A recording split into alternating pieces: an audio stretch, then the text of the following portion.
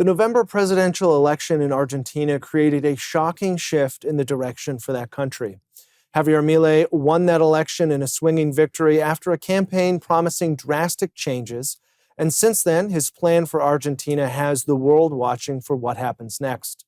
Mr. Milei, who won the largest margin in a presidential election since the country's return to democracy in 1983, has described himself as an anarcho-capitalist and a libertarian, while others have compared him to former U.S. President Donald Trump.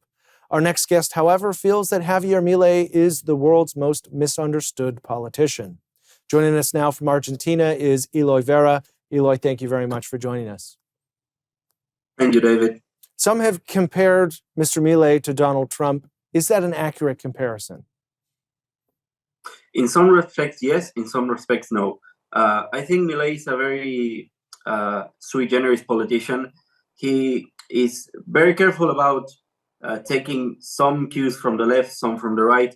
And actually, I think the secret behind his particular charm here in Argentina, but also abroad, like in his recent apparition at the Davos Forum, is the fact that people can't pin him down to one side or the other. He seems to walk this thin line, not exactly being a centrist because he's quite radical, but like being able to court both sides. In your view, what would be the best label for Mr. Milei if you had to describe him? He describes himself as a libertarian. His policies, again, here in Argentina and abroad, seem to align mostly with free trade, free markets, deregulation, but also seems quite compromised or quite committed to the idea of liberal democracy, opposition to populist authoritarians. But again, there are exceptions to every policy, but liberal, I think, is right.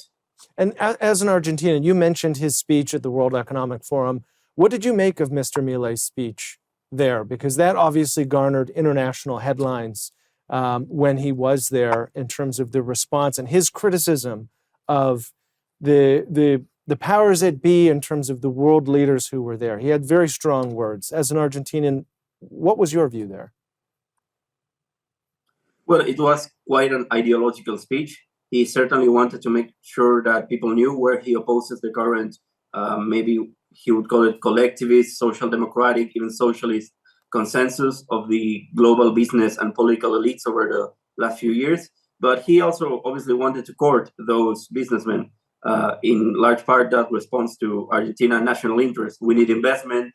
We need to create a business-friendly environment, and he wanted to make sure people knew about that Argentina would be an investor's paradise from now on. Yeah, and I mean, Mr. Milei has brought forward some pretty drastic changes in Argentina in a fairly short amount of time. How are these reforms received by citizens? Citizens, for the most part, as polling is showing right now, are being favorable to these reforms. Depending on the poll, from 70 to 80% of people are in favor of literally the question being asked is letting Milei rule for these few months. There's a limited tolerance for that.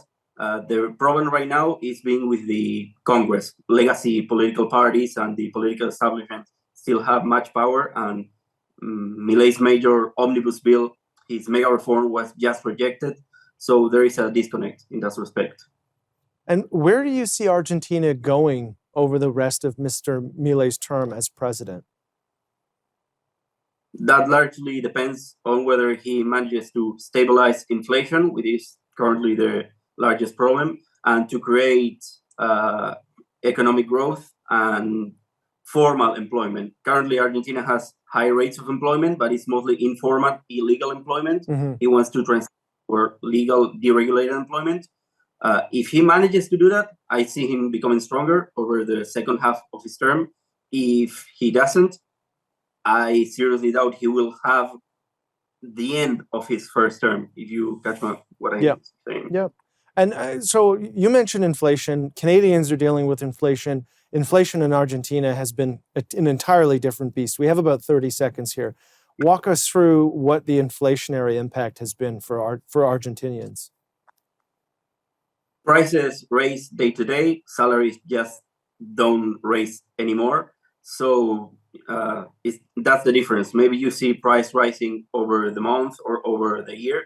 We see every day you have a different price. I can tell you what anything will cost today if I didn't go today exactly to the store. Thank you very much for your time today. Really appreciate it. Thank you, David. Stay with us. We'll be right back.